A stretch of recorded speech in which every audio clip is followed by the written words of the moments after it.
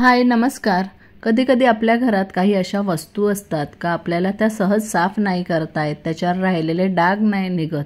तर त्याच्यासाठी आपण काय काय करायला पाहिजे आणि त्या कोणत्या वस्तू आहेत का आपल्याला त्याचं साफ करणं कठीण जातंय. तर पहिल्यांदा आपण बघूया, हा चमचा आहे फोडणीची पळी. कमी प्रमाणात कधी तळण्याचे पदार्थ असतील तर याच्यात मी तळते, गुलाबजाम वगैरे असतील तरी याच्यात तळते. तर तो असा खराब झालेला आहे, त्याचे डाग काही निघत नव्हते आणि तारेच्या घासणीने निघतील पण त्याच्यावर स्क्रॅचेस पडतात. तर त्याच्यासाठी मी इकडे हे ड्रेन क्लीनर वापरलेलं आहे. तर अगदी अर्ध पाकिट टाकलं तरी चालेल.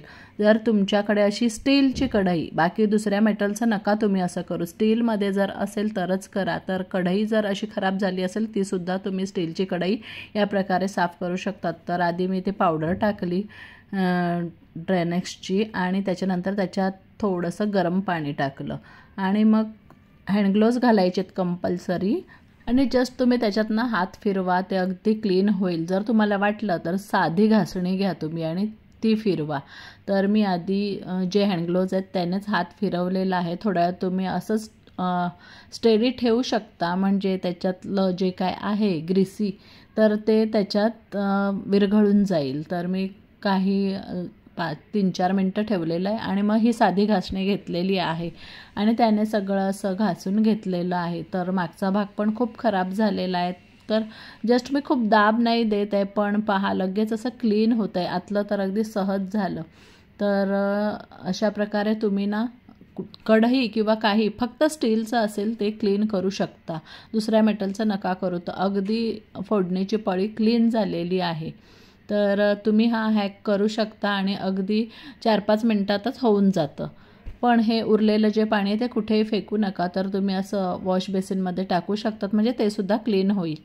आपला दुसरा हॅक आहे का आपण बरेच वेळा केसांना तेल लावतो आणि उशीची अभ्रं असतात तर ती खराब होतात. तर मी ज्या दिवशी तेल लावते त्या दिवशी वेगळी उशी घेते, म्हणजे ती एक मी वेगळी उशीच ठेवली आणि त्याचं कवर पण जुनं घालते. तर इथे जुनं कवर आहे, पण हे कवर ना त्याला वास येतो आणि मेणचट होऊन जातं. तर ते वारंवार कसं धुवायचं, तर त्याच्यासाठी आपण काय आयडिया करायची ती बघूया. पहा, हे डागाळलेलं आहे, शिवाय ना असं कडक होऊन जातं, मेणचट होऊन जातं. तर त्याच्यासाठी आपण एक छान हॅक करायचा आहे. काही जण कपडा टाकतात उशीवर, परंतु उशी खराब होतेच तेल असेल तर, किंवा घामाने सुद्धा.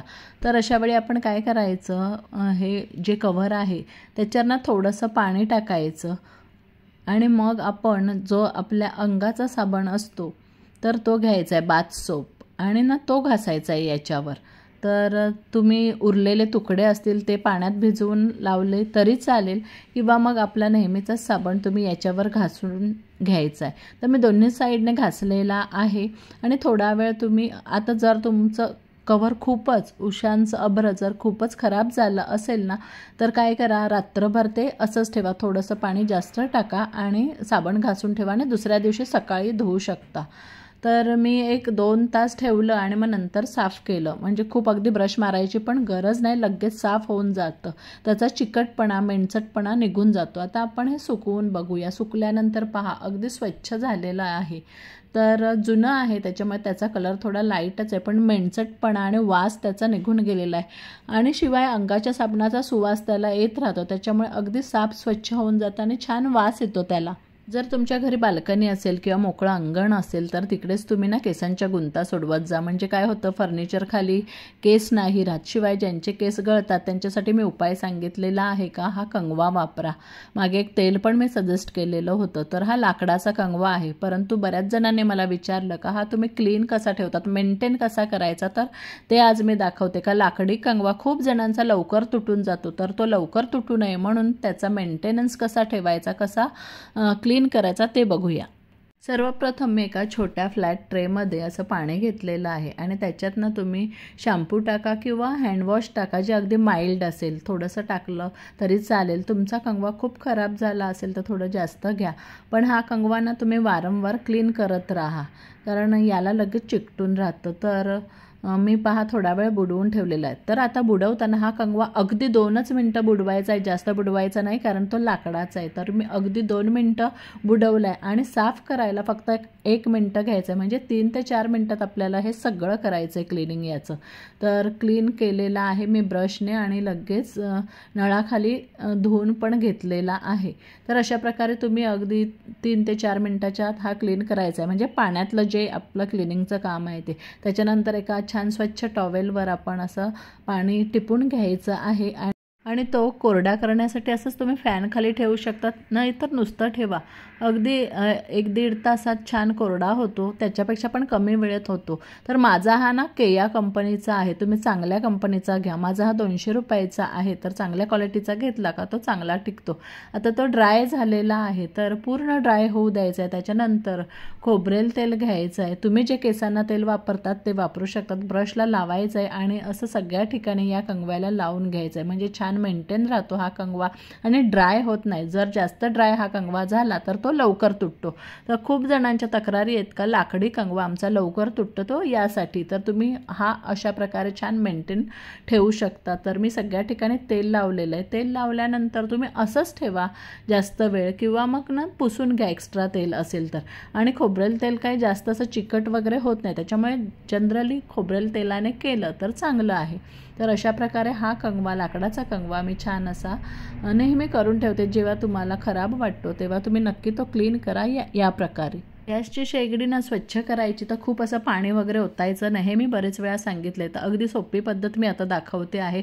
नेहमीच्या तुमच्या क्लिनिंगमध्येच तुम्ही हे डीप क्लिनिंग करू शकतात आणि ते सुद्धा अगदी सोप्या रीतीने. तर जेव्हा तुम्हाला वाटलं का चिकट झालेली आहे ही शेगडी, त्यावेळी तुम्ही काय करायचं आहे, नुसतं आपला जो हा स्पंजचं घासणी आहे ना ती फिरवायची. त्याच्यावर थोडा लिक्विड सोप घ्या किंवा जो तुमचा सोप आहे तो घ्या आणि तो लावून ठेवा आणि तसंच थोडा वेळ ठेवा. म्हणजे जी घाण असेल ना ती मऊ पडते. त्याच्यानंतर काय करा, तुम्ही टूथपेस्ट घ्या. जनरली मी कोलगेटच घेते. तर तुम्ही ना खालच्या साईडने पण अगदी खराब आपलं गॅसची शेगडी होते, तर तसं करत जा, खालून पण क्लीन करत जा आणि भिजवून ठेवायचं. म्हणजे थोडा वेळ या स्पंजच फिरवून ठेवायचा. आणि मग आत्ता कोलगेट घ्यायचं आहे किंवा टूथपेस्ट जी तुमच्याकडे असेल ती घ्या. तर मी क्लिनिंगसाठी तर कोलगेटच ठेवते, म्हणजे दातांसाठी नाही ठेवत, पण क्लिनिंगसाठी कोलगेट टूथपेस्ट कायम असते माझ्याकडे. तर अशा प्रकारे शेगडीवर फिरवून घ्यायचे, थोडासा दाब देऊन. त्याच्यानंतर खूप जण खूप पाणी टाकतात, पण त्याने शेगडी ना लवकर बिघडते. त्याच्यामुळे तुम्ही काय करा, असं एखाद जुनं टॉवेल असेल तर ते फिरवा, त्याने क्लीन करून घ्या जो फेस आहे आपण टूथपेस्ट फिरवली त्याचा, आणि नंतर परत ओल्या कपड्याने 2-3 वेळा फिरवून घ्या.